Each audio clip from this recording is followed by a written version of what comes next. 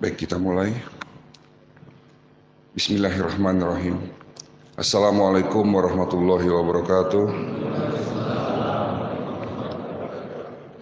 Puji syukur kita panjatkan kehadirat Allah Subhanahu wa Ta'ala atas nikmat yang terus dilimpahkan kepada kita semua, baik nikmat iman, nikmat Islam, nikmat kesempatan, dan pastinya juga nikmat sehat walafiat. Salam serta salawat senantiasa tercurah kepada junjungan kita Nabi besar Muhammad SAW, keluarganya, para sahabat-sahabatnya, dan semua pengikutnya hingga akhir zaman. Semoga kita termasuk yang mendapatkan syafaat oleh beliau nanti di yaumil akhir. Terutama saya ucapkan terima kasih kepada pimpinan Dewan Kemakmuran Masjid Jami Al-Ikhlas, wakil dan segenap pengurus masjid, dan tentunya juga para jemaah, bapak-bapak, ibu-ibu pada sholat subuh yang dirahmati dan cintai Allah Subhanahu wa Ta'ala. Perkenalkan, kami Dr. Cahyo mewakili Predikti, Perhimpunan Dokter Digital Terintegrasi Indonesia, mewakili Perhimpunan Dokter Herbal Medik Indonesia, mewakili Aspetri, Asosiasi Pengobat Tradisional Ramuan Indonesia, dan mewakili secara khusus klinik kami, Kampung Sehat Holistik. Bapak Ibu sekalian, kegiatan kita pada pagi hari ini kami namakan manasik kesehatan. Adapun tujuan dari manasik kesehatan, yang pertama kami ingin memberikan edukasi pendidikan kesehatan dalam rangka mencegah dan menurunkan angka penyakit tidak menular, penyakit degeneratif, penyakit kronis seperti hipertensi, diabetes, penyakit jantung, koroner, stroke, bahkan penyakit kanker, yang dimana penyakit tersebut menjadi masalah terbesar dalam dunia kesehatan, khususnya di Indonesia. Penyakit jantung, koroner, dan penyakit stroke, penyakit kardioserebrovaskuler, ya, itu masih menjadi penyebab kematian nomor 1 di dunia, termasuk di Indonesia. Badan Kesehatan Dunia WHO di tahun 2021 kemarin menetapkan bahwa negara kita Indonesia menduduki peringkat kelima untuk penyakit diabetes mellitus atau penyakit kencing manis. Jadi artinya masyarakat Indonesia yang tercatat sakit diabetes angkanya terbanyak nomor 5 di dunia. Tentunya ini bukan prestasi loh. Ini hal yang perlu kita sikapi dengan bijak, ya, di mana penyakit diabetes ini sudah mulai banyak. Dan ternyata bukan hanya diderita oleh manula atau lansia, tetapi bahkan angka penyakit tersebut naik 700%. Diabetes mellitus menyerang balita, Pak. Jadi kemarin ditemukan tahun ini ada 1.900 balita, ya, anak di bawah 5 tahun terkena penyakit diabetes mellitus. Tentunya ini memprihatinkan. Kenapa bisa seperti itu? Hari ini kita akan bahas. Yang paling penting bagaimana cara mencegah dan menurunkan dan mengobati bagi sudah yang terlanjur sakit, tentunya dengan pengobatan secara holistik. Jadi tujuan pertama kami ingin memberikan edukasi pendidikan kesehatan. Mudah-mudahan apa yang nanti saya sampaikan bisa dapat dipahami.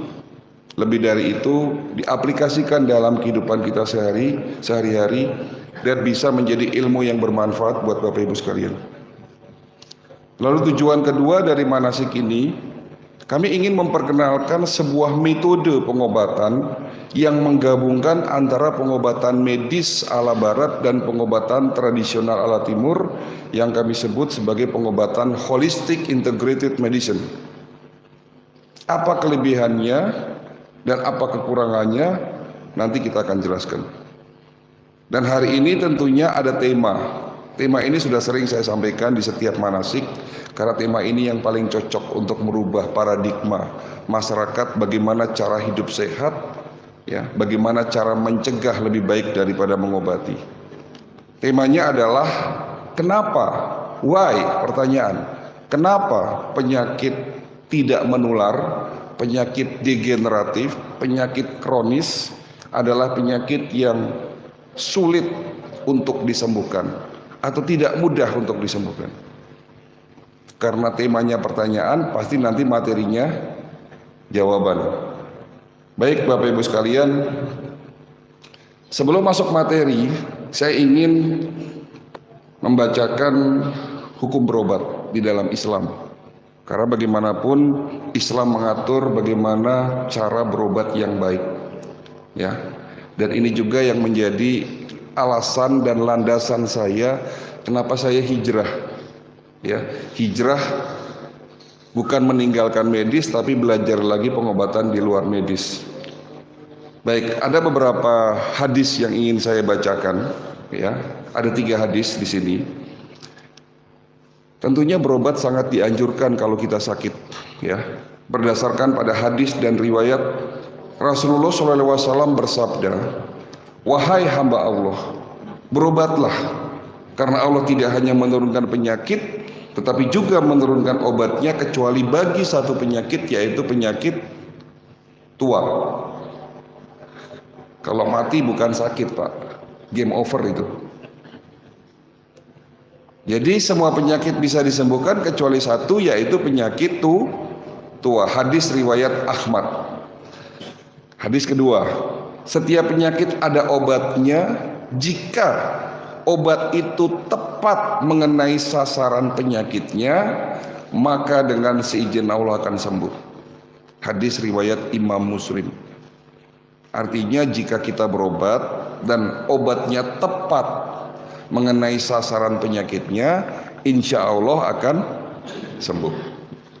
Hadis ketiga, sesungguhnya Allah telah menurunkan penyakit dan obatnya, dan Dia menjadikan bagi setiap penyakit itu pasti ada obatnya. Maka berobatlah kamu, dan jangan sekali-sekali kamu gunakan benda yang diharamkan. Hadis riwayat Abu Daud. Dari ketiga hadis tersebut selalu diawali dengan kalimat li kulli da'in dawaun. Setiap penyakit pasti ada obatnya. Lalu bagaimana dengan teori medis ala barat yang menyatakan bahwa jika seseorang yang sudah didiagnosis penyakit hipertensi, diabetes, apalagi sakit jantung, stroke, penyakitnya tidak dapat disembuhkan dan harus minum obat seumur hidup. Bagaimana dengan teori tersebut? Inilah yang menjadi alasan saya kenapa saya harus hijrah, belajar lagi pengobatan di luar medis. Karena saya yakin ilmu Allah ini luas. Katanya dunia tidak sesempit daun kelor gitu kan. Untuk menjadi seorang dokter, saya tidak hanya belajar pengobatan medis ala barat, tetapi kami alhamdulillah waktu itu bersama-sama dengan beberapa dokter dari Semarang, salah satunya Dr. Jaidul Akbar, kebetulan tetangga saya, adik kelas saya, beliau. Kita sama-sama belajar pengobatan tibum nabawi.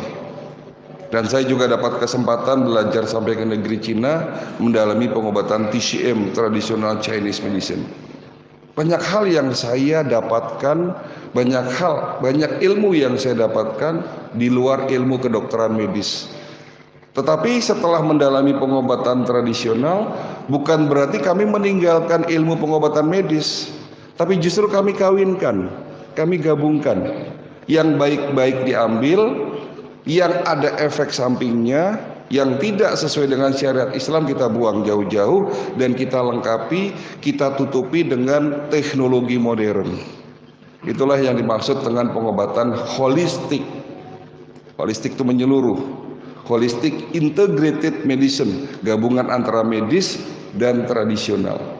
Karena bagaimanapun Bapak Ibu sekalian, medis pasti punya kelebihan dan juga punya kekurangannya.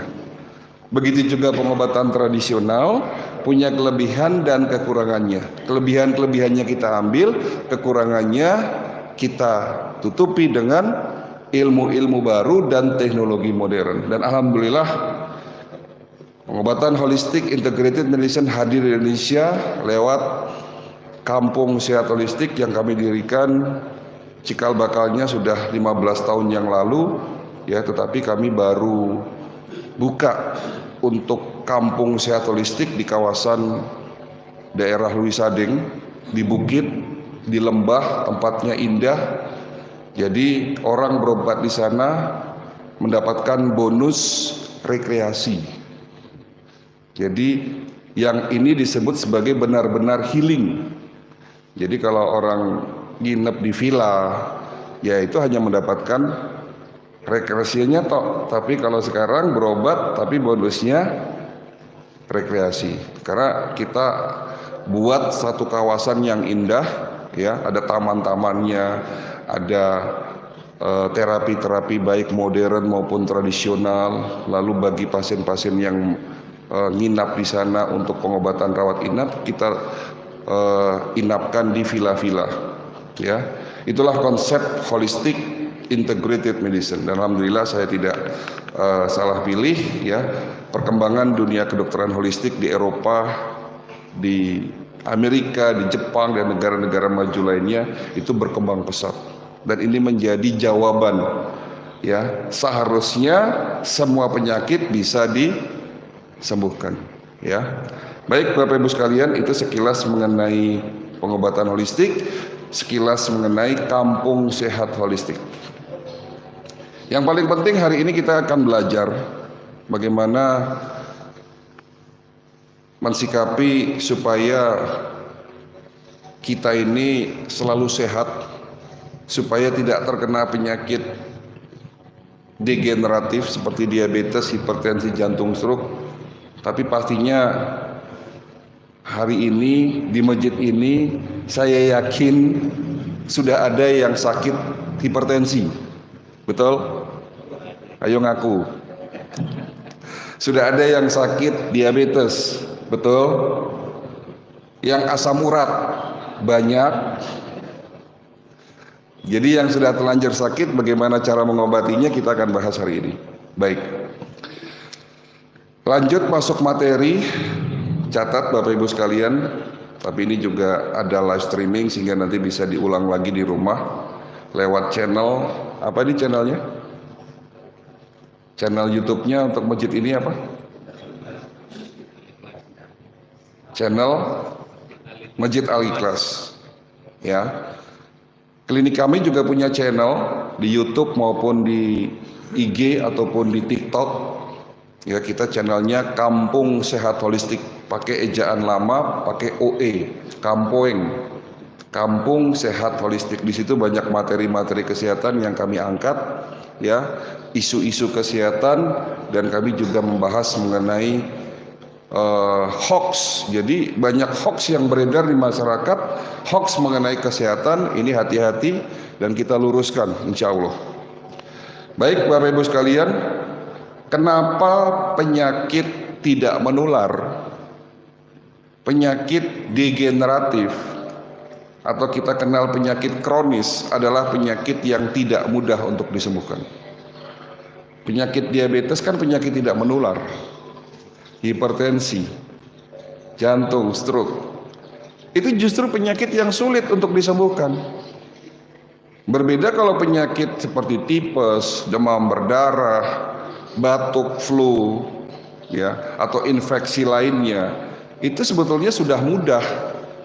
Kemarin saya diundang oleh Departemen Ketahanan Nasional Pangan dan Kesehatan. Itu jajarannya, pimpinannya, bahkan anggotanya semua dari angkatan darat, angkatan udara, angkatan laut, jenderal-jenderal. Saya baru tahu di Indonesia ada Departemen Ketahanan Nasional yang membahas mengenai pangan dan kesehatan khusus. Nah, kemarin saya diundang rapat dengan mereka untuk bagaimana caranya menekan dan menurunkan angka penyakit degeneratif atau penyakit tidak menular. Kenapa? Karena Indonesia itu untuk menangani penyakit itu setiap tahun mengeluarkan 500 triliun, ya, dan 70% itu dialokasikan untuk penyakit degeneratif, penyakit tidak menular. Ini kan angkanya tinggi sekali. Bagaimana cara menurunkan subsidi pemerintah, ya, terhadap penyakit tersebut? Ya tentunya dengan cara memberikan edukasi pendidikan kesehatan secara benar dan berkelanjutan. Ya, dan ini sudah kita lakukan alhamdulillah sejak 10 tahun yang lalu, dan sejak 6 tahun yang lalu kita keliling Jabodetabek dari masjid ke masjid setiap hari Jumat, Sabtu dan Minggu memberikan ceramah lewat kegiatan manasik kesehatan. Dan saya berharap, ya, saya senang sekali bisa hadir di depan Bapak Ibu sekalian. Ya mudah-mudahan apa yang saya sampaikan sekali lagi bisa menjadi ilmu yang bermanfaat. Kenapa penyakit kronis sulit disembuhkan? Ada 3 jawaban. Penyakit kronis atau penyakit degeneratif atau penyakit tidak menular itu selalu berhubungan dengan lifestyle, gaya hidup. Tentunya kalau bicara gaya hidup ini bicara kebiasaan.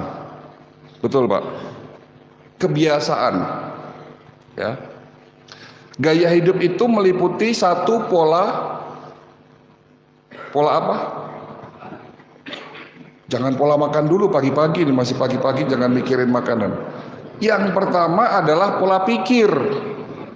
Pola pikir menentukan ucapan, lisan. Nah, jadi tadi pasti terpikir makanan nih, makanya langsung berucap makanan. Pola pikir menentukan ucapan, ucapan menentukan tindakan kita. Tindakan yang dilakukan berulang-ulang akan menjadi kebiasaan. Makanya hati-hati dengan pikiran kita, Pak. Orang yang selalu berpikir negatif, dalam pikirannya selalu mengatakan tidak bisa, enggak bisa dok, kalau saya harus ninggalin goreng-gorengan. Enggak bisa dok, kalau saya harus begini dan begitu. Ya pasti akhirnya jawabannya mudah. Ya enggak bisa untuk sembuh. Kan begitu. Karena pikiran kita yang menghambat diri kita sendiri.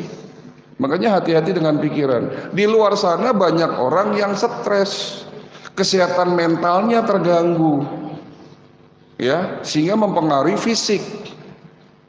Karena sehat itu secara holistik ditentukan oleh 3 hal, 3 faktor: sehat mentalnya, sehat spiritualnya, dan sehat jasmaninya. Bicara kesehatan bukan hanya bicara jasmani, tapi sehat mental kita, pikiran dan hati kita. Dan satu lagi yang jarang dibahas, ternyata sehat secara fisik juga ditentukan oleh sehat spiritualnya. Ya, orang yang yang rajin beribadah, rajin puasa, rajin sedekah, ya, rajin baca Quran, insya Allah sehat Pak. Gitu. Berarti kesehatan mental, kesehatan spiritual menentukan juga kesehatan secara fisik. Ya. Yang kedua, tadi kalau pertama pola pikir, yang kedua pola makan Pak. Ini PR panjang Pak di Indonesia. Kemarin saya meeting bukan hanya yang saya diundang, tetapi di sebelah saya ada deputi dari Badan POM dan direktur Badan POM di Indonesia. Ternyata memang laporan dari mereka ini luar biasa sekali, ya, sulit sekali untuk menekan bahan-bahan makanan yang tergolong berbahaya. Kalau kita perhatikan dari mulai sekolahan TK, SD, SMP, di depan pagar, maaf kalau di sini ada yang berjualan, ya, itu sudah banyak berderet-deret makanan-makanan yang tidak sehat. Bahkan Badan POM menemukan zat pewarna yang harusnya buat pakaian tapi buat makanan. Badan POM menemukan formalin. Badan POM menemukan zat-zat yang sebetulnya tidak boleh kita makan. Bayangkan itu dimakan oleh anak cucu kita. Ini menjadi masalah, menjadi PR. Ya, masalah makanan kembali lagi masalah kebiasaan. Kalau Bapak mengatakan goreng-gorengan enak karena kebiasaan makan goreng-gorengan. Tapi kalau orang yang tidak biasa makan goreng-gorengan, pasti tidak suka makan goreng-gorengan, kan begitu ya? Ada hoax, ya, terbesar sepanjang sejarah kesehatan, di mana selama ini penyebab hipertensi, penyebab kekentalan darah, penyebab stroke, penyebab jantung, itu katanya disebabkan kolesterol yang tinggi. Keliru, Pak. Tidak selalu kolesterol itu menyebabkan penyumbatan. Tubuh kita secara fisik, bagian terkecilnya adalah sel. Ada 800 triliun sel yang membentuk tubuh. Jadi kalau ingin membuat tubuh kita sehat dan kuat, pastinya sel-sel tubuh kita sehat dan kuat. Kalau terjadi kerusakan sel, kita sakit. Makanya penyakitnya disebut penyakit degenerasi sel. Maksudnya adalah penyakit yang disebabkan kemunduran atau kerusakan sel. Pertanyaannya, kalau begitu, apa sih penyebab kerusakan sel terbesar dalam tubuh kita? Ternyata, Pak, penyebab kerusakan sel terbanyak dalam tubuh kita akibat oksidasi. Bapak tahu oksidasi itu apa? Oksidasi itu bisa diartikan, bisa dianalogikan besi berkarat akibat terpapar udara, akibat terpapar matahari, polusi. Itu lama-lama berkarat karena tidak dirawat. Kayu tidak dirawat di luar menjadi lapuk. Itu proses oksidasi, dan proses oksidasi terjadi dalam tubuh kita tanpa bisa kita hindari, Pak. Mulai dari kecil sampai usia nanti kita mati, lanjut, ya, tubuh kita teroksidasi. Karena manusia tidak bisa menghindari oksidasi, Allah sudah menyiapkan obatnya ada dalam tubuh kita sebagai benteng pertahanan pertama, sebagai antinya. Ya, namanya antioksidan, betul. Antioksidan itu justru benteng pertahanan pertama yang menjaga tubuh kita supaya tidak teroksidasi.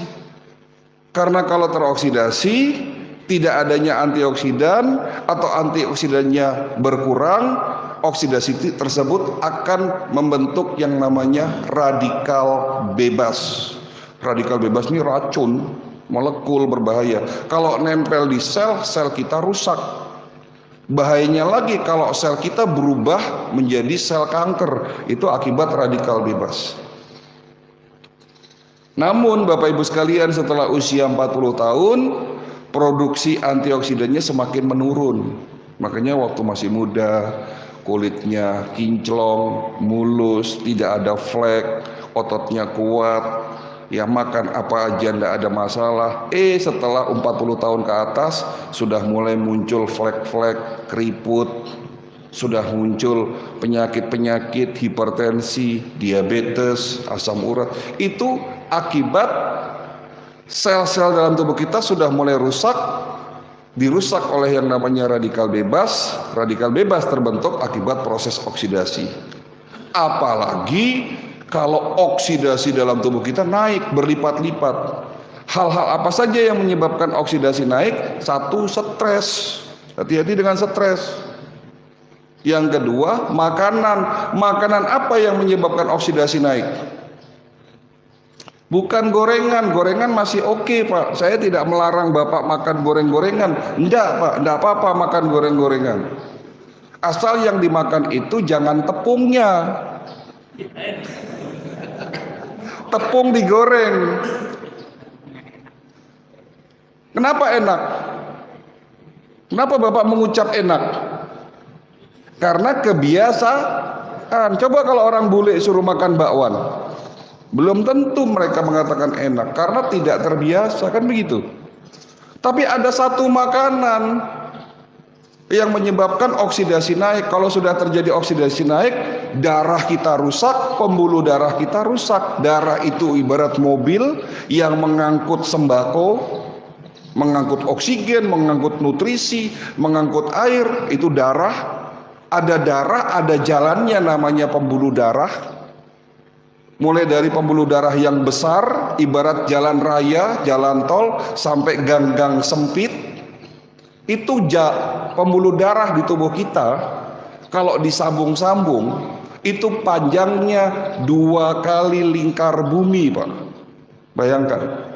Begitu beratnya darah harus membawa oksigen, nutrisi, air yang diberikan kepada sel-sel. Sel kita ini ibarat rumah. Ya, tapi karena radikal bebas dan oksidasi, darah kita rusak, pembuluh darah kita rusak, tersumbat. Awalnya terjadi inflamasi peradangan.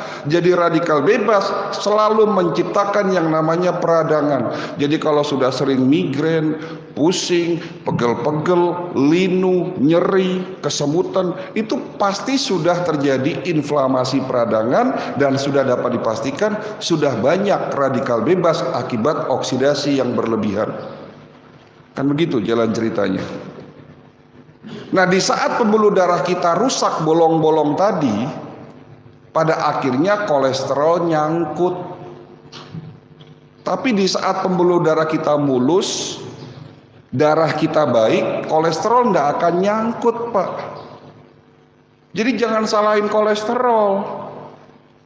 Ya. Dan ternyata sekali lagi ada makanan yang menyebabkan oksidasi naik.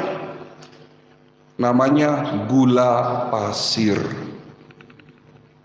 Jadi Bapak Ibu sekalian, hati-hati dengan gula pasir. Hari ini sedang dibahas, ya, dibahas betul-betul dalam ilmu kesehatan. Ternyata penyebab oksidasi naik, penyebab radikal bebas naik, penyebab penyakit degeneratif naik di Indonesia itu akibat gula pasir. Sekarang saya tanya, makanan apa yang tidak pakai gula pasir? Hampir semua makanan pakai gula pasir. Minuman apa yang tidak pakai gula pasir? Hampir semua minuman pakai gula pasir. Bahkan suplemen kesehatan dalam bentuk cair itu juga ada gula pasirnya.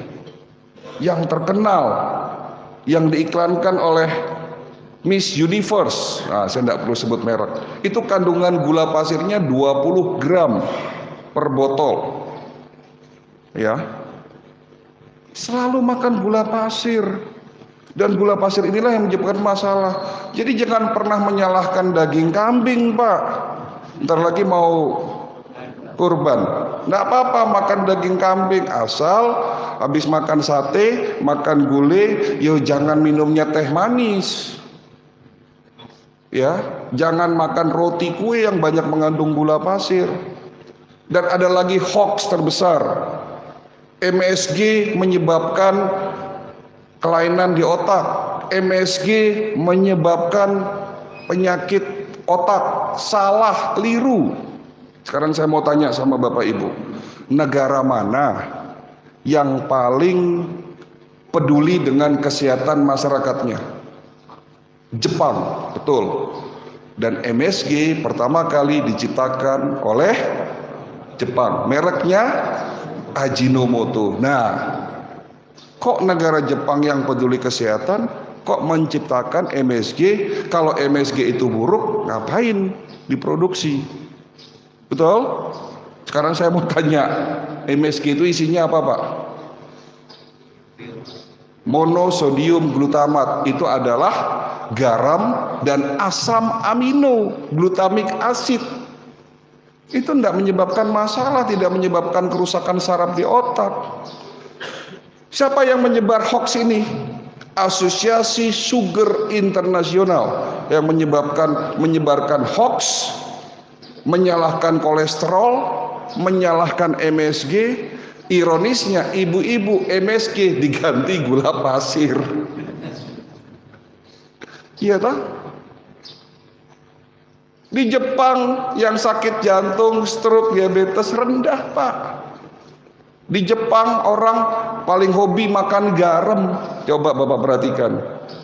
Ya, tingkat pemakai garam di Jepang dan Korea itu 40% lebih banyak daripada negara-negara lain. Tapi kenyataannya kalau garam penyebab hipertensi, kalau garam penyebab stroke, harusnya orang Jepang banyak yang sakit stroke. Tapi ternyata di Indonesia, di Malaysia, di Eropa, di Amerika yang kebanyakan makan gula, semua makanan manis, penyakit diabetes, hipertensi, jantung, stroke, apalagi kanker. Kanker makanannya gula, Pak. Jadi kalau yang sudah kena kanker, jangan sekali-sekali sentuh yang namanya gula pasir. Mulai hari ini hentikan gula pasir, kampanyekan itu. Siapa? Loh kok diam? Siapa? Kampanyekan henti gula pasir, Pak. Baik langsung maupun tidak langsung. Minum kopi enak pakai gula aren, Pak. Pengganti gula pasir kan silahkan. Karena gula pasir ini berbahaya, proses yang panjang namanya proses rafinasi. Proses rafinasi inilah yang menyebabkan terbentuknya oksidasi dan radikal bebas di dalam tubuh kita. Ya, silahkan googling lah kalau tidak percaya. Banyak jurnal sekarang itu, banyak jurnal yang mengatakan bahwa bahaya dari oksidasi akibat gula pasir.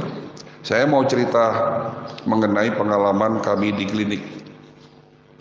Ada seorang ibu-ibu berobat ke klinik saya kena diabetes.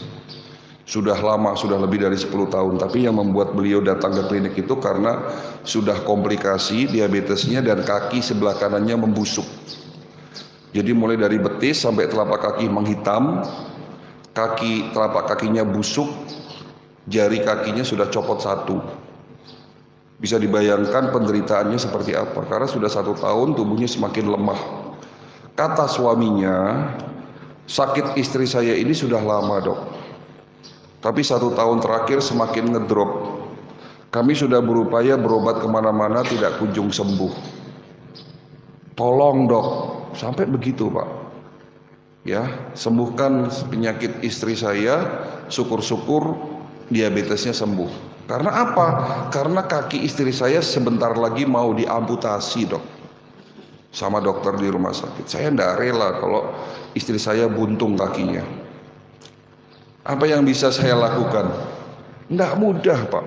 Terus terang, jujur tidak mudah mengobati penyakit yang sudah parah. Tapi inilah ikhtiar yang kita kerjakan di Kampung Sehat Holistik. Sebelum saya kasih obat, sebelum saya kasih treatment, saya melakukan medical check up holistik. Tujuannya apa? Dengan medical check up holistik saya bisa menentukan diagnosis secara komprehensif dari hulu ke hilir. Dengan medical check up holistik saya bisa menentukan obat yang tepat. Dengan obat yang tepat insya Allah kena sasaran penyakitnya, tentunya dengan seizin Allah akan sembuh. Ada hadis nabinya tadi saya sudah katakan. Jadi seorang dokter akan memberikan obat itu berdasarkan diagnosis yang tepat, diagnosis secara komprehensif. Tadi di belakang medical check up ada kata holistik, medical check up holistik. Apa bedanya dengan medical check up standar di rumah sakit? Ada 2 perbedaan. Perbedaan pertama, kalau medical check up holistik pemeriksaannya komplit, menyeluruh. Dari kepala sampai ujung kaki tidak ada yang terlewat insya Allah. Tapi kalau medical check up standar di rumah sakit itu berdasarkan keluhan dan penyakit kita saja. Dok, saya sering pusing, saya sering lemas, pinggang saya sakit, kencing saya kok agak sedikit panas, kuning dan berbusa. Ini sudah terjadi sebulan. Dokter akan merujuk Bapak melakukan pemeriksaan fungsi ginjal. Apakah saraf otaknya diperiksa? Tidak, karena tidak ada keluhan di kepala. Apakah dadanya diperiksa? Tidak, belum tentu diperiksa. Itulah perbedaannya. Perbedaan kedua, alat dan teknologi yang dipakai berbeda, tapi tujuannya sama. Kalau selama ini Bapak ke laboratorium, Bapak diambil darahnya, betul? Paling yang diperiksa mohon maaf 20 macam. kolesterol, LDL, HDL, trigliserid, HbA1c, gula darah puasa, gula darah 2 jam setelah makan, urium, kreatinin, IGFR, IGSGUT, SGPT, pokoknya sekitar 15-24 jam. Diambil darahnya, hasilnya keluar berupa angka-angka, betul? Ada alat yang kami temukan dari luar, tanpa harus diambil darahnya, alat ini bisa mendeteksi 250 sampai 300 parameter item fungsional organ. Ya, dengan akurasi yang cukup tinggi. Nama alatnya Human Resonance Magnetic Analyzer. Di print keluar angka-angka mulai dari fungsi otak, ada 10 macam, fungsi jantung ada sekitar 7 macam, fungsi paru ada sekian, fungsi ginjal ada sekian, otot, tulang, semuanya kelihatan. Termasuk, mohon maaf nih Pak ya, mohon maaf, masalah kejantanan Bapak pun kelihatan di situ.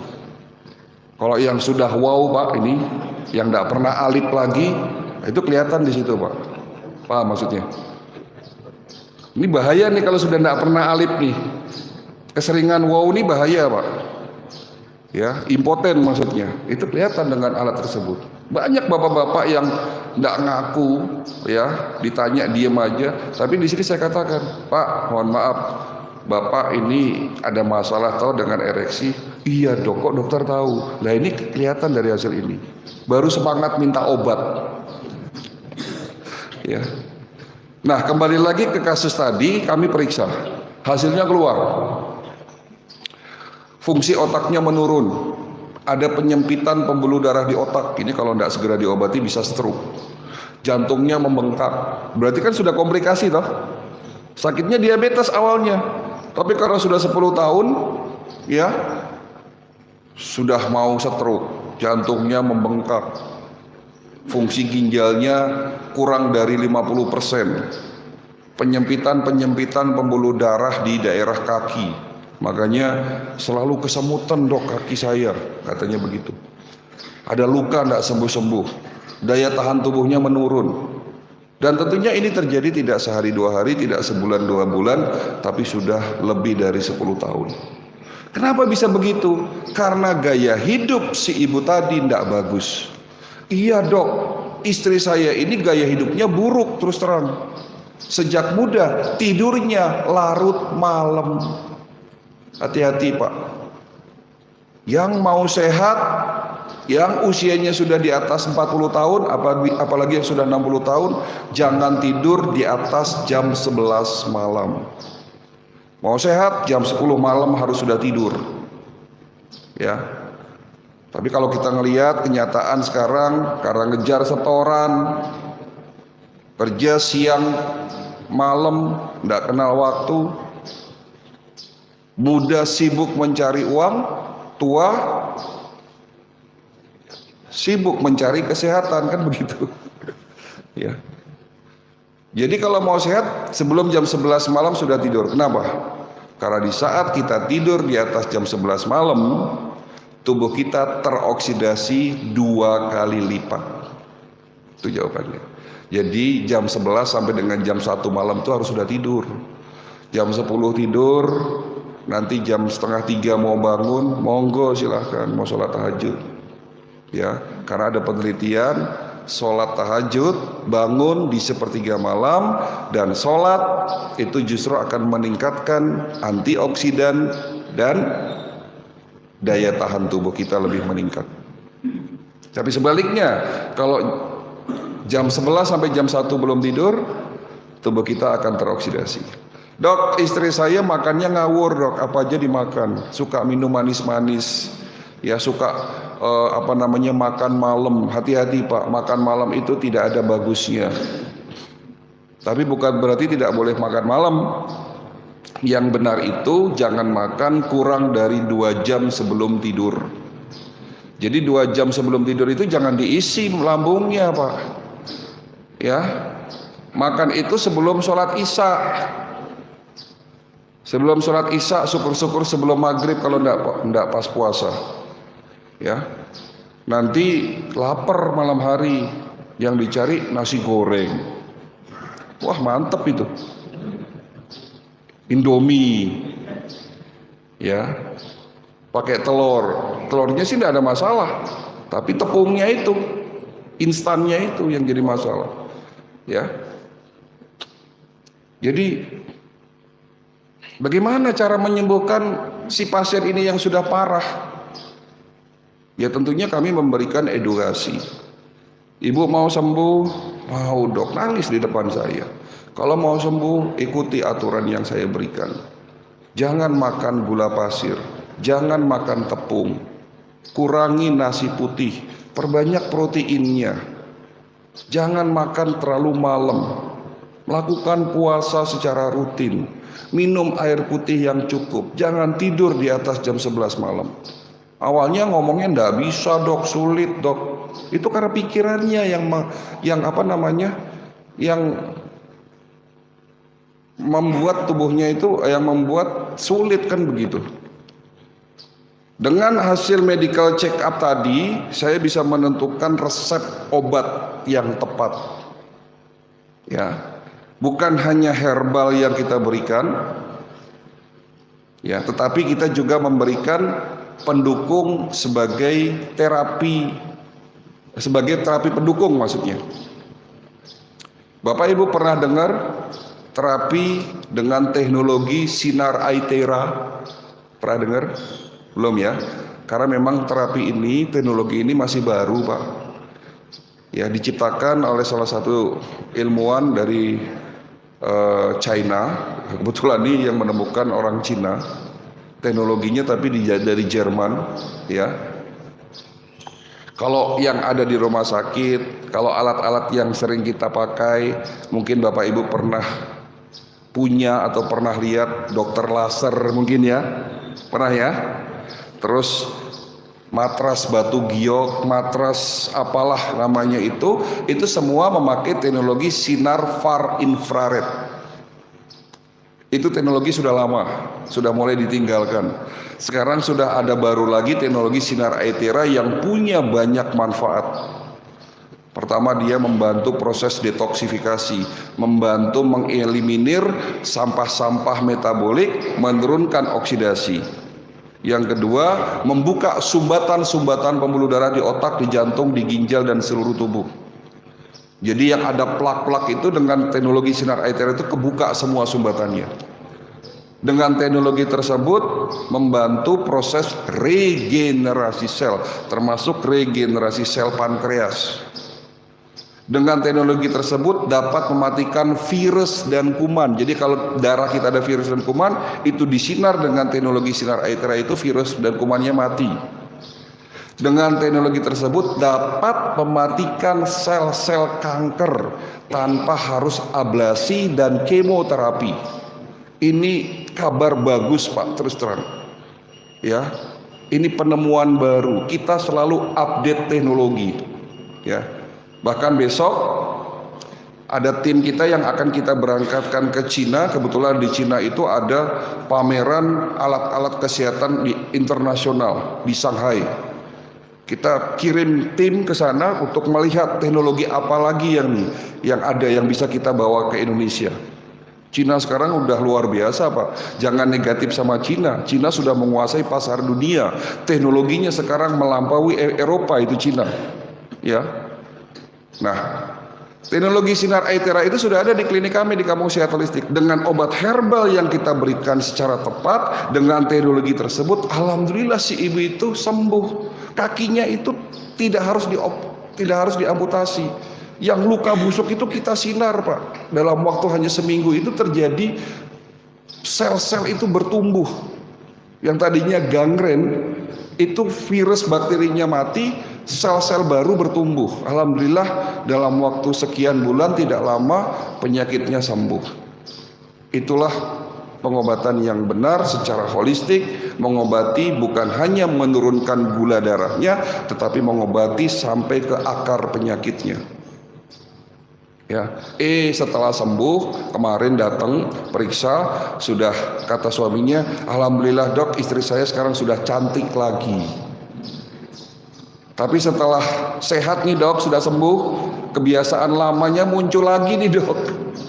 Apa itu kebiasaan lamanya? Saya mau marahin kan, udah sembuh kok, kebiasaan lamanya muncul lagi. Iya dok, sambil guyunan suaminya. Sekarang istri saya suka jalan-jalan ke mall lagi dok. Pertama kali datang ke saya pakai kursi roda, ya, betul-betul tubuhnya lemah, wajahnya pucat, badannya kurus, terlihat tua, usia 55 kayak umur 65 bu, tekor kan, masa umur 55 kayak 65, ya itu karena sakit. Tapi sekarang kata suaminya, bukan kata saya ya, kata suaminya, sekarang istri saya cantik lagi dok, gitu. Ya karena sehat ya. Baik, jadi kenapa penyakit kronis sulit disembuhkan? Gaya hidup kita yang salah. Yang kedua, jawaban kedua, karena pengobatan yang salah, pengobatannya keliru. Datang seorang ibu-ibu usia 59 tahun, dok pinggang saya sakit dok, sudah 3-4 bulan ini tidak sembuh-sembuh. Sudah berobat belum bu? Sudah dok, ke dokter ahli saraf. Diduga saraf kejepit tulang belakang. Setelah difoto ronsen ternyata bukan. Pindah lagi ke dokter ahli ginjal. Diduga sakit ginjal. Setelah diperiksa darah, setelah di USG, ternyata ginjal saya baik-baik saja, tidak ada penyakitnya di situ. Berarti belum ketemu penyakitnya bu? Belum dok. Karena belum ketemu penyakitnya, ibu tadi ketergantungan obat pereda nyeri, obat analgesik. Sampai kapan minum obat itu? Ya sampai ditemukan penyakitnya, sampai ditemukan diagnosis yang tepat. Ya, datang ke klinik, dok gimana caranya ngobati? Ya, medical check up holistik. Saya punya alat kedua, teknologi kedua ini lebih canggih lagi, namanya CT scan. Pasti Bapak Ibu sudah tahu CT scan. Namun teknologinya berbeda. Kalau CT scan di rumah sakit memakai teknologi MRI, dia pakai ada gelombang nuklir, makanya tidak boleh sering-sering Pak kalau memakai CT scan dengan teknologi nuklir. Tapi ada alat baru, teknologi baru, penemunya orang Rusia, itu CT scan lewat gelombang otak. Insya Allah tidak ada efek samping karena tidak memakai radiasi nuklir. Tidak ada radiasi nuklirnya. Alatnya tidak besar Pak, hanya sebesar meja ini. Ya 2 kali lipat dari inilah. Tiduran di sebelah alat dipasangkan seperti helm ke kepala. Hasilnya berupa gambar-gambar organ tubuh kita 3 dimensi full color, berikut dengan tingkat kerusakan sel-selnya. Jadi mau lihat apa? Ada semua Pak di situ. Otak kanan, otak kiri, depan, belakang, jantung kanan, jantung kiri, atas bawah, paru-paru, usus, semua kelihatan. Mungkin di beberapa teman-teman di sini ada yang pernah ke kampung sehat holistik? Ada? Belum ya? Itu nanti diperiksa seperti itu CT scan. Hasilnya berupa gambar-gambar. Berapa organ yang diperiksa ya? Kepala sampai ujung kaki, tidak ada yang kelewat. Ibu tadi diperiksa, alhamdulillah ketemu penyakitnya. Ternyata penyakitnya infeksi di rahim akibat kista ovarium. Setelah tahu penyakitnya infeksi di rahim dan kista, ya baru saya resepin obatnya. Alhamdulillah diagnosisnya tepat, obatnya tepat, kena sasaran penyakitnya, ya dengan seizin Allah akan sembuh. Dan betul sembuh tanpa operasi. Itu cerita pertama. Cerita kedua, bapak-bapak umur 65 tahun. Dok, saya sering mual, sering kembung, ada nyeri di ulu hati. Kira-kira sakit apa Pak? Mual, kembung, nyeri ulu hati. Kira-kira sakit apa Pak Haji? Sakit mah. Kalau Pak Haji sakit mah minum obat apa? Promah. Sakit mah minum promah ya enggak salah. Minum Milanta, polisilen. Dilalah di puskesmas, dokternya juga memvonis gastritis GERD. Ya sami mawon itu sakit mah. Ya obatnya apa? Omeprazol, lansoprazol, donparidon, ya sama aja sakit mah, tidak sembuh-sembuh. Kenapa tidak sembuh-sembuh? Kita periksa dengan teknologi 3D NLS bioscanner, CT scan tadi.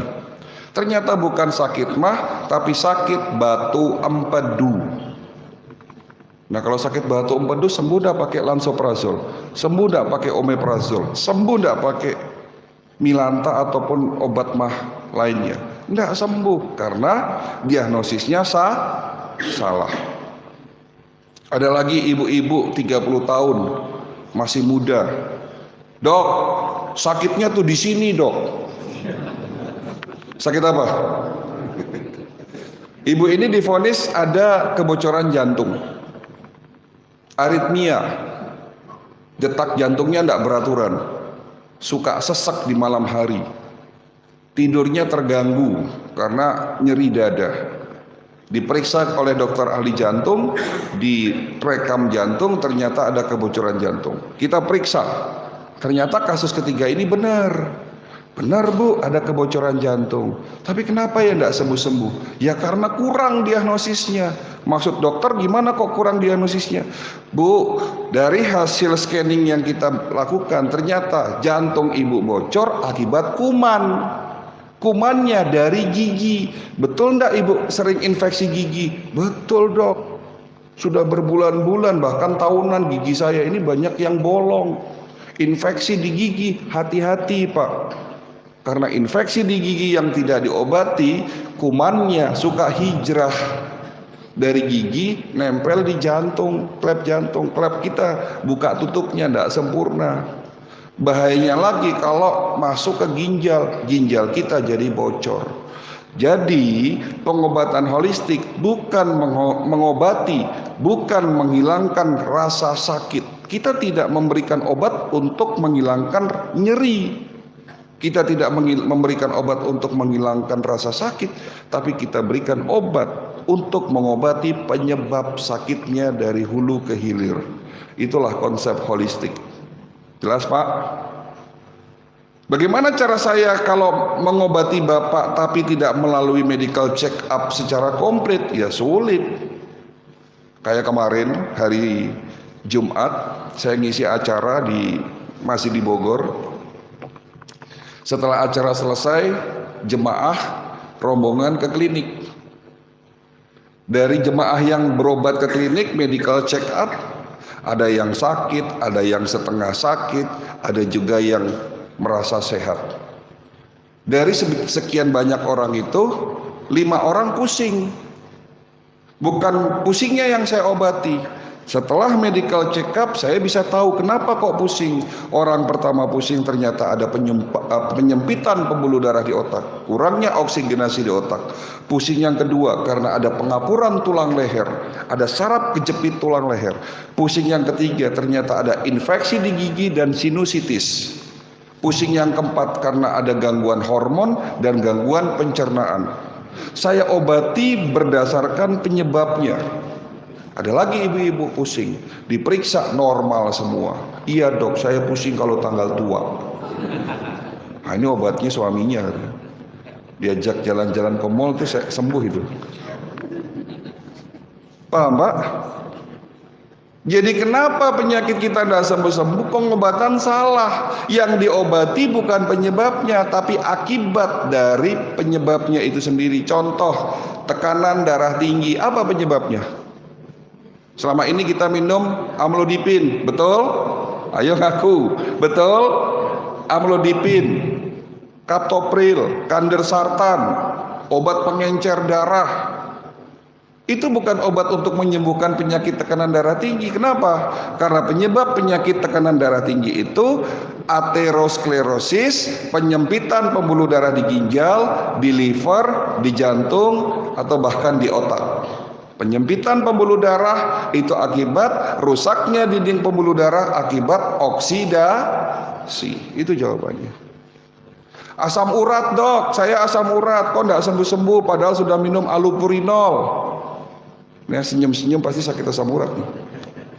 Sudah minum allopurinol, sudah minum piroxicam kok tidak sembuh-sembuh. Yang disalahin kacang-kacangan, yang disalahin gara-gara emping nih dok, yang disalahin gara-gara sayur. Enggak, bukan sayur, bukan emping, bukan kacang-kacangan penyebab asam urat, tapi apa? Gangguan fungsi organ ginjal. Jadi pada penderita asam urat memang tidak 100%, 80% itu disebabkan karena gangguan fungsi organ ginjal. Berarti yang diobati apa? Ginjalnya. Tapi ya tidak stop sampai di situ. Kita periksa lagi, kenapa kok ginjalnya terganggu? Alhamdulillah dengan metode holistik yang kita punya itu semua kelihatan. Ya, jelas ya Bapak Ibu sekalian? Karena fokus pengobatan kita bukan di penyebabnya, tapi hanya di rasa sakit. Yang terjadi apa? Penyebabnya tidak diobati. Pada akhirnya apa? Jawaban ketiga, penyakitnya sudah terlanjur parah baru ke rumah sakit, baru berobat. Itu yang terjadi. Dan ironisnya Bapak Ibu sekalian, tolong perhatikan. Penyakit jantung, penyakit stroke, penyakit gagal ginjal, penyakit kanker terasa sakit manakala sudah stadium lanjut. Kalau kankernya masih stadium 1 dan 2, tidak ada tanda-tandanya. Kalau di jantung kita penyumbatannya di bawah 50%, tidak ada nyeri dada, tidak ada sesek. Kalau ada nyeri dada, sudah ada sesek, apalagi sudah kesemutan tangan sebelah kiri, sudah dapat dipastikan penyumbatannya sudah di atas 70%. Stroke tidak ada tanda-tandanya, maka betapa pentingnya mencegah lebih baik daripada mengobati. Bagaimana cara pencegahannya? Insya Allah nanti akan saya berikan 7 resep mencegah lebih baik daripada mengobati. Materi selesai. Jadi kita ulang, kenapa penyakit kronis sulit disembuhkan? Ada 3, gaya hidup yang salah, pengobatan yang keliru, dan penyakitnya sudah terlanjur parah baru berobat. Ya, mudah-mudahan apa yang saya sampaikan bisa dipahami, sehingga nanti terakhir, gimana solusinya dok?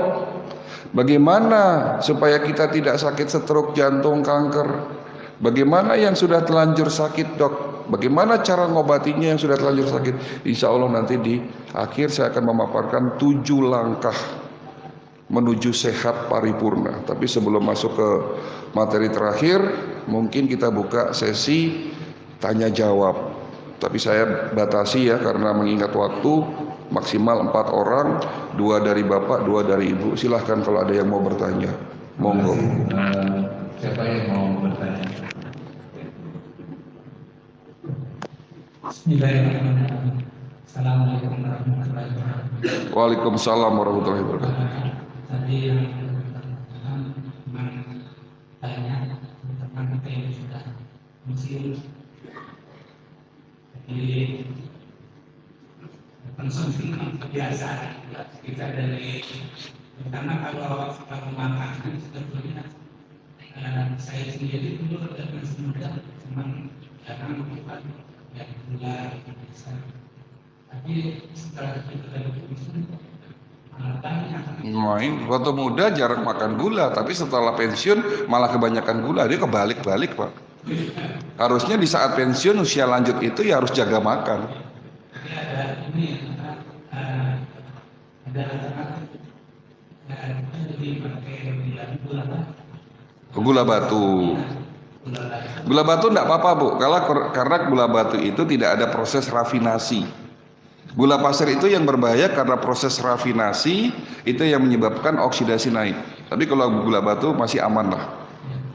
Nah, pertanyaannya tadi yang benar sudah terjawab.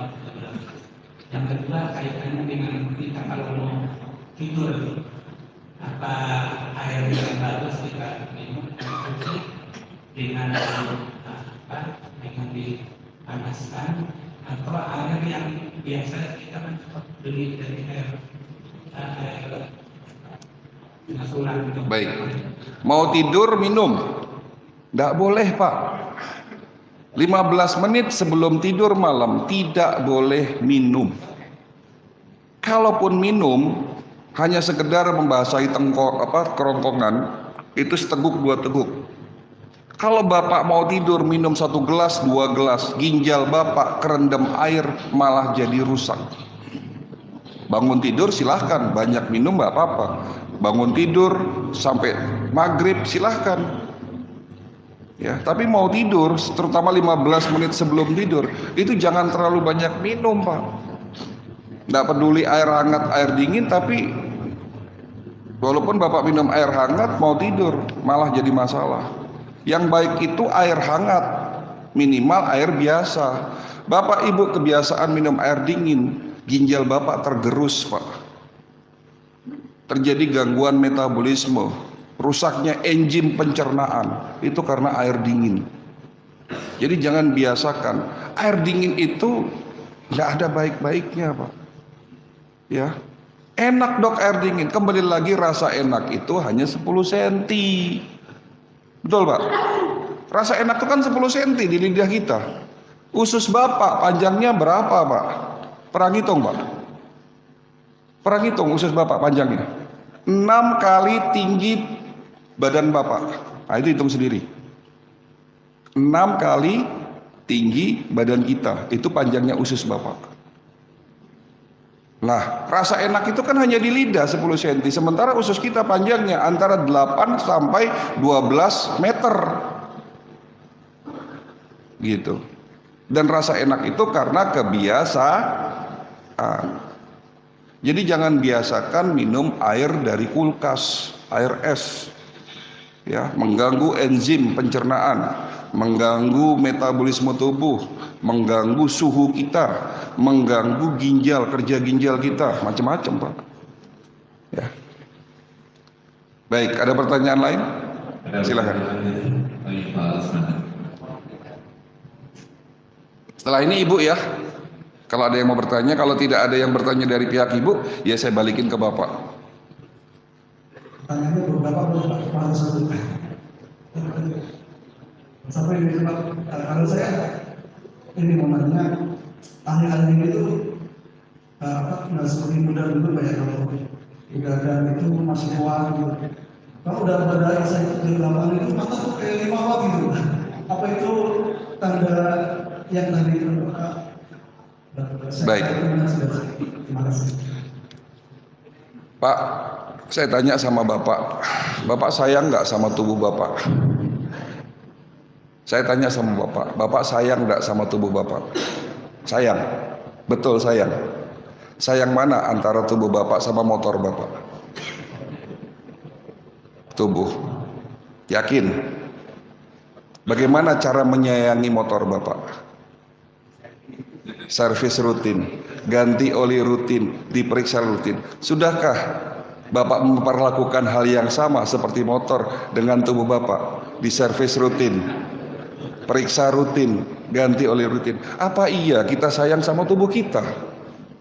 Itu pertanyaannya. Hanya lips, saya sayang sama tubuh kita. Lebih sayang motor kok. Nyatanya motor punya jadwal ganti oli rutin, servis rutin. Apakah nunggu rusak? Tidak. Bagaimana kalau motor Bapak sudah usianya 10 tahun? Kalau enggak diservis, kalau enggak diganti oli rutin, jebol Pak. Jangankan 10 tahun, 1 tahun bisa jebol Pak. Kalau enggak begitu juga tubuh kita. Kenapa kok usia tua itu sudah mulai banyak penyakit, banyak sakit dan ini dan itu? Ya karena mungkin kita tidak pernah servis rutin dari muda. Kita tidak jaga kesehatan, kita tidak pernah periksa, kita tidak pernah tahu apa sih sesungguhnya yang terjadi dalam tubuh kita. Sehingga muncul keluhan. Tolong perhatikan Bapak Ibu sekalian, gejala penyakit yang kita rasakan, entah itu pusing, pegel-pegel, kesemutan, apapun yang kita rasakan, tolong perhatikan, itu bukan penyakit. Itu adalah alarm tubuh. Cara tubuh ngasih tahu kita, Pak. Cara tubuh lagi protes. Cara tubuh minta haknya sama tubuh ini, sama tubuh kita. Berarti ada sesuatu. Jangan abaikan. Kalau motor kita jalannya sudah berebet-berebet, pasti Bapak langsung buru-buru ke bengkel. Betul enggak? Tapi kita sudah pegel, sudah pusing, kesemutan, ditahan terus, enggak pernah mau periksa. Betul enggak Pak? Dengan alasan apa? Alibinya, takut ketahuan penyakitnya dok. Itu alasan yang sering dikemukakan. Disampaikan kepada saya. Yang kedua, mahal dok nanti biayanya. Dan yang ketiga, nggak sempat dok, banyak urusan. Tapi yang datang ke klinik saya itu rata-rata sudah kanker, sudah gagal ginjal, sudah jantung koroner mau dipasang ring. Kayak kemarin ada pasien jauh-jauh dari Surabaya berobat ke klinik saya, bukan lagi disuruh pasang ring, bypass.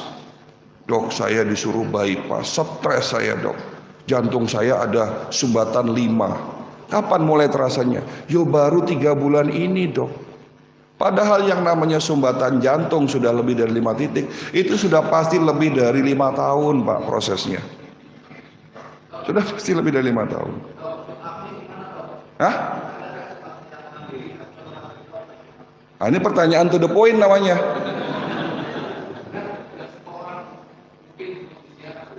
Betul.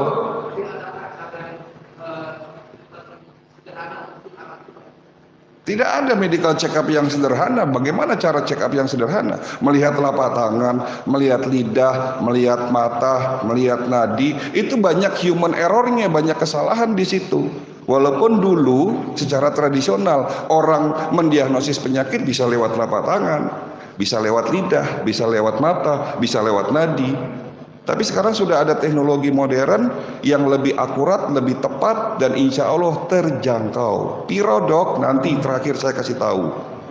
Bahkan saya kasih hadiah bagi yang mendengarkan ceramah saya sampai selesai. Ada hadiahnya. Gitu ya Pak. Jadi Pak, kembali lagi ke Bapak yang bertanya, kalau ada keluhan segera periksa. Karena saya tidak tahu penyakit Bapak apa. Jangan abaikan keluhan yang kita rasakan. Gitu Pak. Mungkin dari Ibu.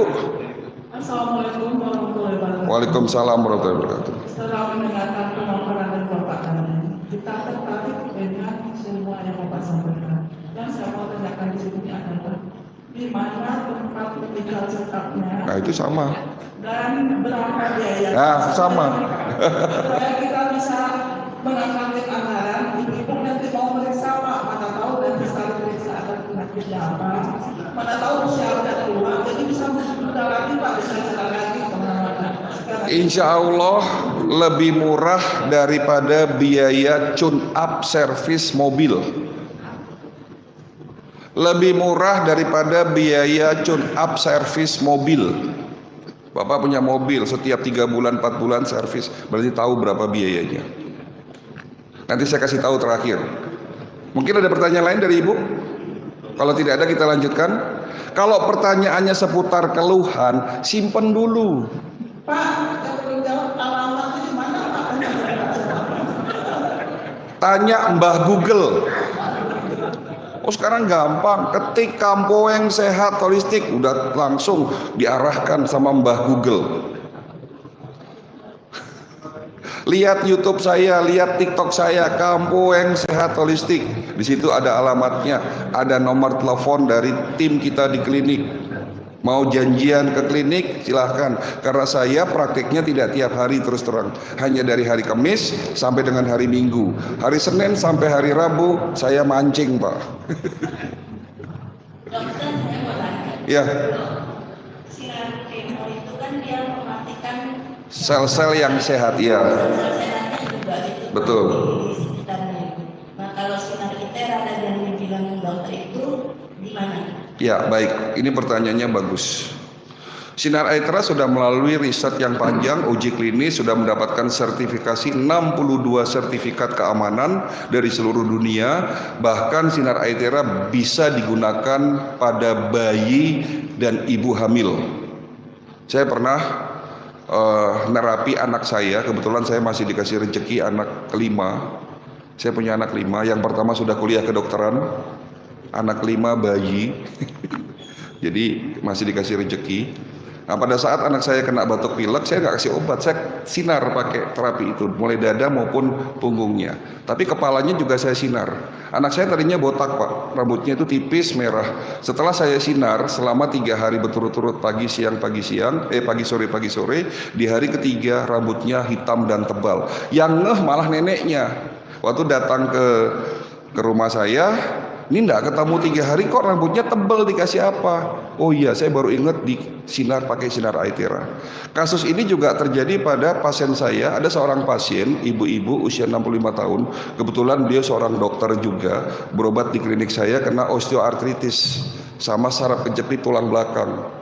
Kenapa beliau berobat ke saya? Karena walaupun seorang dokter, walaupun dia kerja di rumah sakit, penanganan kasus saraf kejepit hanya satu secara medis, operasi. Betul enggak? Nah, dia enggak mau operasi karena kegagalan operasi itu 50%, keberhasilannya 50%, kegagalannya juga 50%. Sehingga dia datang berobat ke klinik saya terapi dengan teknologi tersebut. Ya, dia 1 bulan terapi, kepalanya juga saya sinar.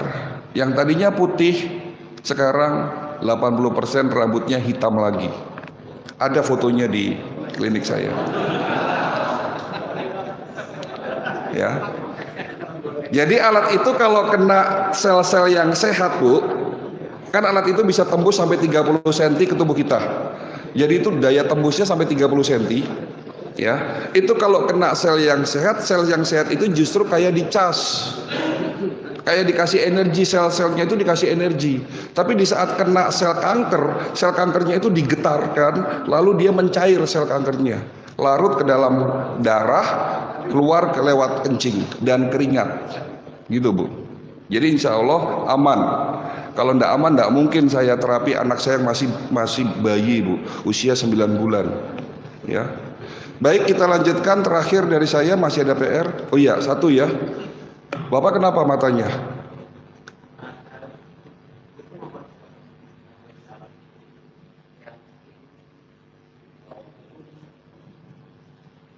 Bapak ngomongnya agak pelo. Ini kemungkinan kena stroke ya, Pak? Iya. Apapun keluhan Bapak, apapun penyakit Bapak, dalam rangka saya bisa memberikan obat yang tepat secara komprehensif, ayolah lakukan medical check up secara holistik. Saya undang Bapak untuk medical check up. Ya, saya tidak bisa jawab pertanyaan Bapak kalau saya belum periksa. Saya bukan Superman, Pak. Saya bukan paranormal yang bisa langsung melihat tubuh Bapak ini gimana dalamnya. Kan begitu. Kami dokter yang membutuhkan bantuan hasil medical check up secara akurat. Gitu, Pak. Baik, kita lanjutkan. Terakhir, 7 resep. Tolong catat ya. Tolong catat Bapak Ibu sekalian, tolong diaplikasikan dalam kehidupan kita sehari-hari. Langkah pertama mulai hari ini, jaga pikiran, jaga hati. Kadang-kadang sakit kita tidak sembuh-sembuh karena stres. Kemarin ada pasien saya dari Jawa Tengah, ibu-ibu berobat berbulan-bulan tidak sembuh-sembuh. Ini kenapa? Diagnosisnya sudah tepat, obatnya insya Allah sudah tepat, kok tidak sembuh-sembuh? Akhirnya ngaku setelah berbulan-bulan berobat, iya dok, saya sakit-sakitan seperti ini karena sedang urus perceraian. Saya ngelihat suami saya selingkuh dok, nangis di depan saya, stres saya dok. Setelah saya stres dok, penyakit saya banyak muncul. Yang tadinya saya sehat, tadinya happy. Ini gara-gara suami saya selingkuh dan sekarang lagi ngurus perceraian, saya stres. Makanya kesehatan mental seseorang akan mengganggu kesehatan fisik seseorang. Langkah pertama, jaga pikiran, jaga hati. Pendekatannya apa? Pendekatannya secara spiritual. Orang stres, orang depresi, banyak pikiran, banyak masalah, pendekatannya spiritual.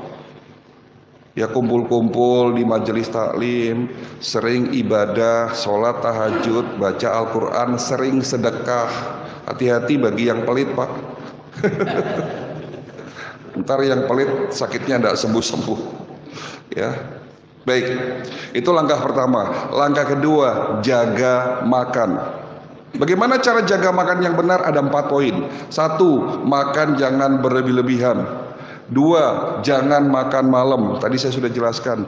3, mulai hari ini kurangi karbohidrat, perbanyak protein. Nasinya dikurangi, Pak. Masih boleh kok makan nasi. Tapi kalau saya enggak makan nasi putih, Pak. Saya makannya nasi basmati, tahu? Tahu nasi basmati yang biasa dibuat nasi kebuli itu loh, nasi orang India, itu kadar gulanya rendah. Mau bagus lagi nasi porang, kadar gulanya 0, kalorinya hanya 100. Tapi kalau nasi putih itu kadar gulanya di atas 300, kalorinya di atas 300, tinggi sekali. Jangan nasi merah. Nasi merah itu bahkan ada zat yang lebih berbahaya daripada nasi putih. Kadar gulanya tidak terlalu jauh dengan nasi merah. Yang bagus itu nasi hitam, nasi basmati atau beras porang. Namun beras porang mahal ya. Tahu Bapak beras porang? Itu dari umbi porang, Pak. Jadi beras. Memang masih mahal harganya, sekitar 130.000 per liter. Iya. Ya enggak apa-apa kalau pengen sehat tuh. Sehat itu kan mahal ya. Tapi kalau sakit ya 1000 kali lebih mahal, Pak. Oke, jadi nasi masih boleh, tapi yang paling penting perhatikan proteinnya.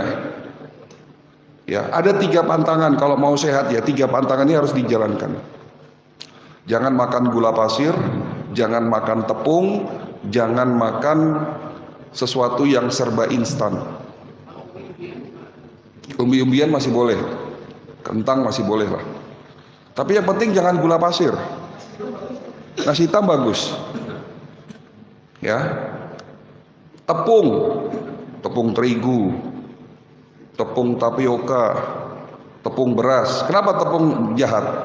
Karena kembali lagi tepung itu sudah tidak ada unsur gizinya. 1, kadar gulanya tinggi. Proses rafinasi yang tadinya tepungnya sehat, tepung kan dari tapioka, tepung kan juga dari beras, tepung dari umbi-umbian, tepung dari gandum. Awalnya sehat, tapi karena proses rafinasi, proses chemical yang begitu panjang, sehingga setelah jadi tepung, tepungnya itu tidak ada unsur gizinya. Yang ada hanya kalori, yang hanya ada indeks glikemiknya tinggi. Rafinasi menyebabkan oksidasi naik. Jadi jangan kebanyakan makan tepung. Tepung memang enak, apalagi digoreng, Pak. Ya kembali lagi ini masalah kebiasaan. Perbanyak daging, perbanyak telur, perbanyak ikan laut, perbanyak ikan air tawar, perbanyak tempe tahu. Ya, tapi hindari cemilan apalagi dari bahan dasar tepung. Ya. Dan poin keempat, ya, poin keempat dari langkah kedua jaga makan, poin keempat itu makanlah yang halal dan thayyib. Ya, halalan dan thayyiban. Ini tidak perlu dijelaskan ya. Itu langkah kedua. Langkah ketiga, minum air putih yang cukup. Bagaimana caranya? Jangan minum di saat waktu makan. Ini kadang-kadang mengganggu enzim pencernaan, membuat asam lambung jadi naik, sakit mah. Itu disebabkan karena apa? Kebiasaan 1 suap minum, 1 suap minum. Jangan, Pak. Minumnya itu sebelum dan sesudah makan. Berapa liter sehari? 2 liter, salah. Yang benar itu 40 cc kali berat badan. Kalau yang usianya sebelum 50 tahun. Kalau yang sudah di atas 50 tahun, pengalinya 30 cc. Jadi yang sudah lanjut, pralansia dan lansia, itu pengalinya 30 cc. 30 kali berat badan. Tapi yang sebelum 50 tahun, 40 cc kali berat badan. Hitung sendiri. Misalnya berat badan 100 kilo, umurnya 30 tahun, ya berarti kebutuhan air putihnya 4 liter. Usianya 70 tahun, berat badannya 50 kilo, berarti 30 kali 50, berarti 1,5 liter. Itu hitung sendiri. Ya.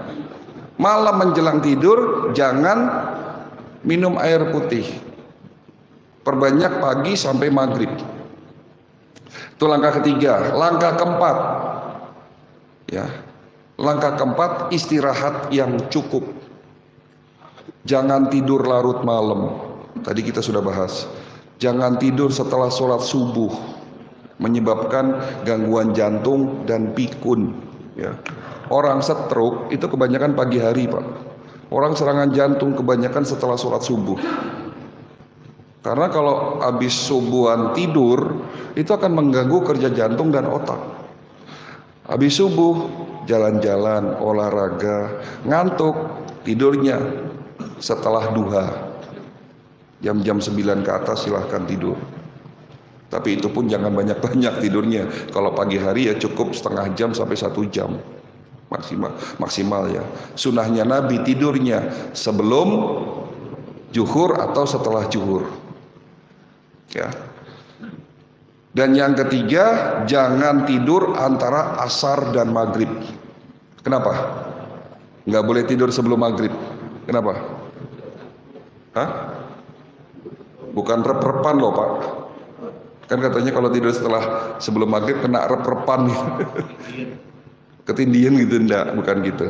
Karena kalau tidur sebelum maghrib itu menyebabkan daya tahan tubuh menurun. Ya. Daya tahan tubuh menurun. Oh ya, sebelum melanjutkan ke langkah lain, saya mau kasih tips buat Bapak dan Ibu supaya daya tahan tubuh Bapak bagus. Ya, sebelum tidur dan setelah tidur ada 2 hal yang dilakukan. Sebelum tidur, ketuk dada 3 jari di bawah tulang klavikula. Tulang yang paling pojoknya apa namanya nih? Tulang, kalau bahasa medisnya tulang klavikula. Itu 3 jari, di situ diketuk secara berirama selama kurang lebih 5 menit, 3-5 menit sebelum tidur. Itu akan memproduksi ini kan ada kelenjar timus namanya. Kelenjar timus itu untuk meningkatkan antibodi tubuh kita. Jadi itu ketuk. Setelah tidur, bangun tidur, ya, ini tolong perhatikan, tahan napas sekuat mungkin. Ini ada teori baru, sebetulnya teorinya udah lama. Teori ini saya dapatkan di Cina. Orang Cina itu sehat-sehat Pak. Kenapa? Karena mereka bisa mengolah nafas. Ya, caranya menahan nafas selama mungkin, karena di saat kita kekurangan oksigen, sel-sel kita terbuka, nanti di saat kita menghirup udara, oksigen akan segera masuk ke dalam sel. Itu manfaat menahan nafas selama mungkin. Jadi menghirup udaranya tidak terlalu lama, membuangnya lebih banyak. Itu cara pertama. Cara kedua, menahan nafas selama mungkin. Itu bagus banget untuk kesehatan otak, jantung, dan paru, Pak. Ya. Jadi ngirupnya pakai hidung, keluarnya juga pakai hidung. Jangan salah ya, ada yang mengatakan menghirup pakai hidung, keluar pakai mulut, itu salah. Ngirup pakai hidung, keluar juga tetap pakai hidung, tapi ngirupnya jangan terlalu dalam, cukup gitu aja, tapi keluarnya itu yang banyak. Gitu. Itu membuat tubuh kita kekurangan oksigen, tubuh kita akan tinggi gas karbon dioksida. Pada saat itu sel kita terbuka, di saat kita menghirup udara yang berikutnya, itu oksigen langsung masuk ke dalam sel-sel tubuh kita secara cepat. Ya, itu melatih supaya tubuh kita ini, sel-sel kita itu mendapatkan oksigen yang cukup. Gitu caranya. Itu tadi langkah ke-4. Istirahat yang cukup.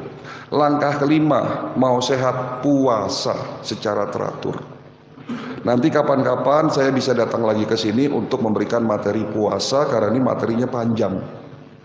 Puasa itu bahasa medisnya autofagi. Ini metode autofagi diterapkan di Eropa, di Amerika untuk pengobatan kanker.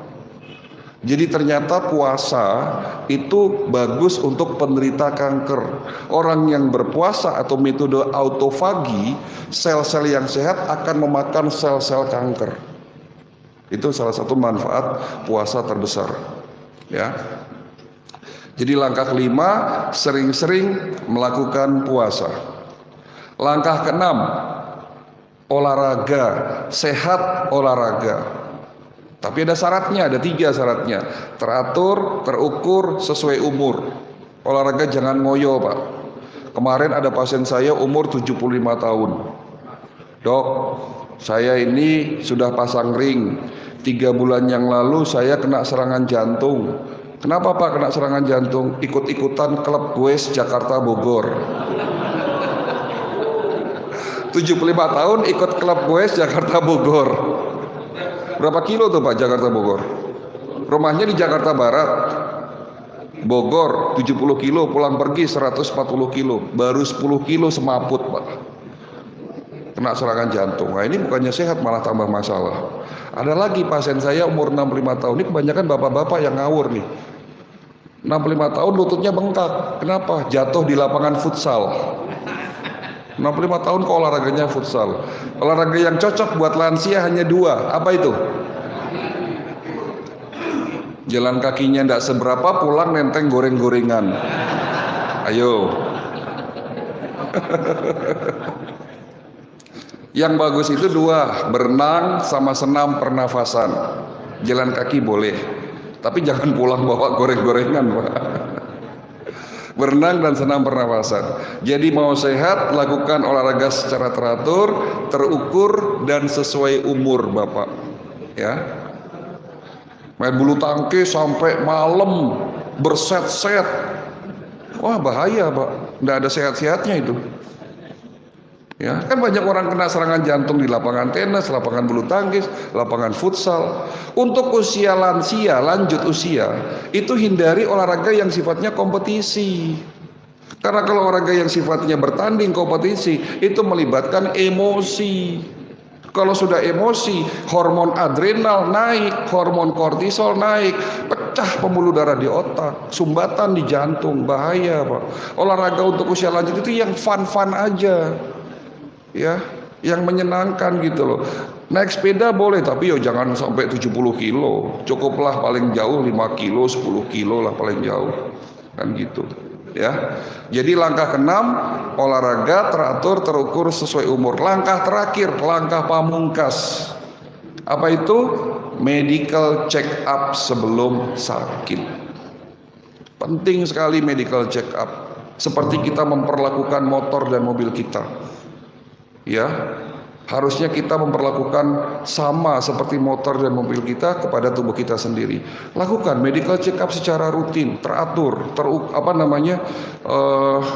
sebelum sakit Pak. Kalau sudah sakit itu ya kadang-kadang suka terlambat. Ya Pak, mau Pak? Mau? Piro dok? Ibu tanya. Sebelum saya jawab, saya tanya sama ibu. Ibu pernah PCR swab enggak? PCR swab pernah? 3 tahun yang lalu harganya berapa? 3 tahun yang lalu harganya 1,7 juta. Turun jadi 1,5, turun jadi 1 juta. Sekarang sudah 280.000 rata-rata ya. Itu satu pemeriksaan urak-urak hidung sama urak-urak tenggorokan. Periksa darah 15 macam berapa? Tanpa BPJS. 15 macam. Pernah? Berapa Pak? Kurang lebih 1,5 sampai 2 juta. CT scan 1 organ, mau CT scan apa? Otak doang 3 juta, jantung tok 4 juta, paru-paru 3 juta, seluruh organ 30 juta. Mending buat umroh Bu.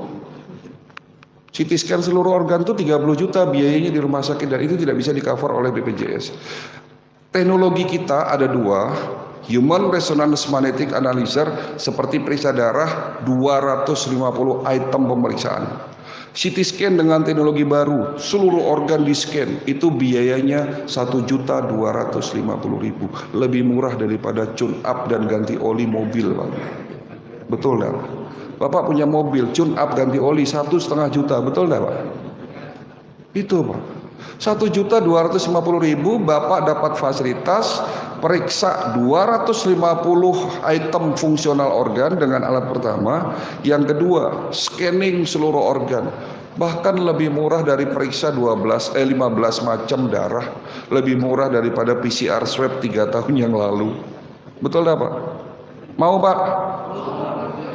Saya kasih hadiah nanti. Mas Rija mana Mas Rija? Tunjuk tangan Mas Rija. Tolong berdiri Mas, biar lainnya tahu.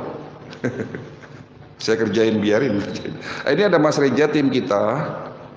Bagi Bapak yang mendaftar sekarang juga, tidak ditunda-tunda, saya kasih 3 hadiah. Hadiah pertama, konsultasi saklawase gratis. Saklawase tahu maksudnya? selamanya. Tapi ya saya enggak mau sombong lah. Saya mengatakan enggak selamanya. Tapi terserah Bapak mau sebulan sekali, mau seminggu sekali, mau setahun sekali. Konsultasi dengan kami, dengan saya gratis, tidak ada biaya konsultasi. Hanya periksa. Itu hadiah pertama. Hadiah kedua, yang daftar dengan Mas Rija, saya berikan terapi dengan teknologi sinar Aetera gratis 1 kali. Apa cukup periksa terapi dengan sinar Aetera? Memang ya tidak cukup hanya 1 kali. Namun dengan 1 kali saja terapi sinar Aetera selama 45 menit itu sebanding setara dengan 10 kali akupunktur dan 20 kali bekam. Ini hasil uji klinis. Sekali terapi sinar Aetera selama 45 sampai 1 jam itu setara dengan Bapak melakukan 10 kali akupunktur dan 20 kali bekam. Jadi bagi yang mendaftar sama Mas Rija itu dapat gratis 1 kali sinar Aetera. Yang ketiga yang paling dahsyat, Pak. Ini hadiah yang paling dahsyat. Dan hadiah ini berlaku buat Bapak Ibu yang hadir di masjid ini saja dan yang nonton di rumah berikut dengan seluruh keluarganya. Apa itu? 1 kali periksa dengan 1 kali bayar. Itu pemeriksaan kedua, ketiga, keempat dan seterusnya gratis. Bayangkan, dengan nilai hanya 1.250.000, sekali bayar, periksa kedua, 3 bulan lagi, 4 bulan lagi free. Ketiga gratis. Sampai kapan? Saklawasi. Sampai kampung sehat holistik ada, sampai Bapak bosen. Program ini baru kita jalankan 1 bulan dan akan berakhir di 6 bulan lagi. Karena kegiatan manasik kita akan stop insya Allah 6 bulan lagi. Kegiatan manasik sudah 7 tahun berjalan, Jumat 1 minggu, tapi akan kita stop kegiatan manasik dari masjid ke masjid insya Allah 6 bulan lagi. Kenapa? Karena kita akan beralih ke kegiatan lain.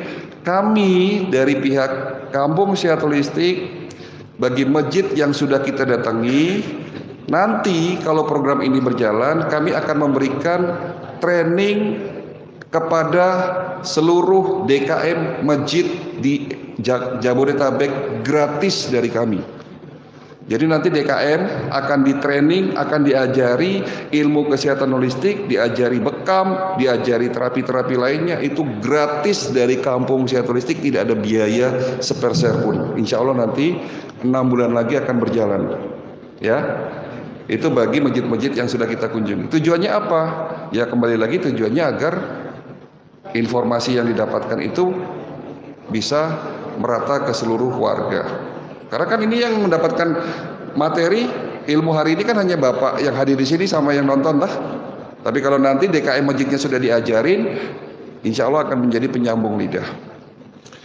Terus ada tambahan lagi hadiah yang keempat. Hadiahnya ternyata tidak 3 tapi 4. Bagi yang daftar hari ini dan berangkat hari ini untuk medical check up di klinik hari ini juga, saya kasih hadiah antar jemput gratis. Mobilnya sudah ada, elf. Kalau kurang kita bisa tambahkan lagi mobil, nanti koordinasi dengan Mas Rija. Tapi hari ini memang kita batasi 40 pasien. Ya, tapi kalau nanti ada 40 pasien yang sudah dipastikan hari ini datang, kita bisa alokasikan di hari Minggu besok. Silahkan, ada yang milih hari ini Sabtu boleh, hari Minggu besok boleh. Saya praktek Kamis, Jumat, Sabtu, Minggu. Baik Bapak Ibu sekalian, terima kasih dari saya. Semoga acara ini bisa menjadi ilmu yang bermanfaat buat Bapak Ibu sekalian. Kurang lebihnya mohon maaf kalau ada kata-kata yang keliru keluar dari mulut kami, karena kesempurnaan hanya milik Allah. Saya di sini banyak salahnya sebagai manusia. Harapan kami apa yang saya sampaikan ini bisa diaplikasikan dalam kehidupan sehari-hari. Yang sakit sembuh, yang sehat tambah sehat. Cukup sekian dari saya. Wabillahi taufiq wal hidayah. Wassalamualaikum warahmatullahi wabarakatuh. Waalaikumsalam warahmatullahi wabarakatuh. Demikian